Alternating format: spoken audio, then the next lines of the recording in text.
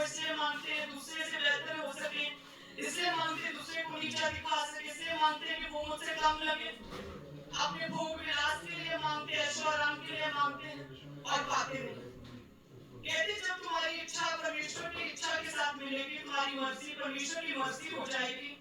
जब तुम उसकी रजा में रहकर मांगोगे, उसकी महिमा के लिए मांगोगे, तो पिता तुम्हें देगा। हालेलुया। कहते शाऊल तब तक तो ठीक था जब तक कि उसे ऐसा लग रहा था कि वही है।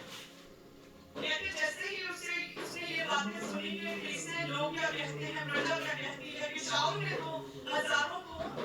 लेकिन दाऊद ने लाखों को मारा, उसी समय कहते वो जेलस हो गया, उसी समय इनसिक्योर हो गया दाऊद से, उसी समय इनसिक्योरिटी आ गई। आप देखते हैं जो अनॉइंटेड प्रभु के दास होते हैं, हर व्यक्ति हर जन उनसे इनसिक्योर रहता है, डायरेक्टली इनडायरेक्टली इनसिक्योर रहते हैं, जेलस रहते हैं,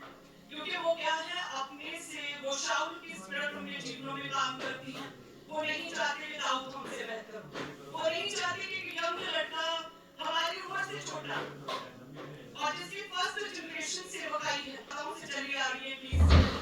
फर्स्ट जनरेशन सेवकाई जिसे खुद प्रभु ने टीनेज में खड़ा किया, हमसे बेहतर कैसे हो सकता है, हमसे अधिक कलीसियाएं कैसे हो सकती हैं, हमसे अधिक परमेश्वर से बात कैसे कर सकता है,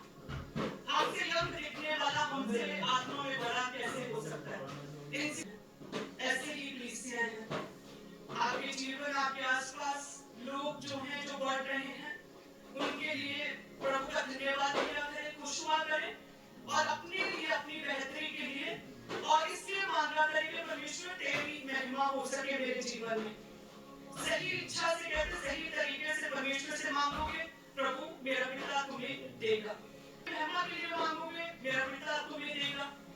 प्रभु के दास के जीवन को मैंने जो देखा, वो जो भी कलीसिया को बढ़ाना चाहते हैं, कलीसिया स्थापित करना चाहते हैं, रूहों को बचाना चाहते हैं, उसमें कभी भी कोई और मिनिस्ट्री, कोई और सेवक, कोई और पास्टर कभी नहीं आया। उनकी प्रार्थना में केवल वे, उनका दर्शन और सामने प्रभु रहे हैं और उसी का ही हमने रिजल्ट देखा कि इस तरह से परमेश्वर ने अपने दास को बढ़ाया है,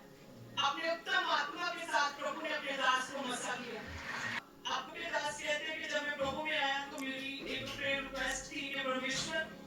जो भी मेरी वाइफ हो वो पवित्रताई में होनी चाहिए। कहते बहुत अधिक इस विषय में मेरे मन में एक चुभन रहती थी कि प्रभु पवित्रताई में लड़की, ऐसी लड़की मेरे लिए रखे, ऐसी लड़की मेरे सामने है। तो सोचिए यदि मैं डिस्ट्रैक्ट हो जाती, यदि शैतान के ट्रैप्स में फंस जाती, तो मैं इस योग्यता को, उस पवित्रता की योग्यता को खो बैठती और आज यहाँ पर मैं खड़ी ना होती।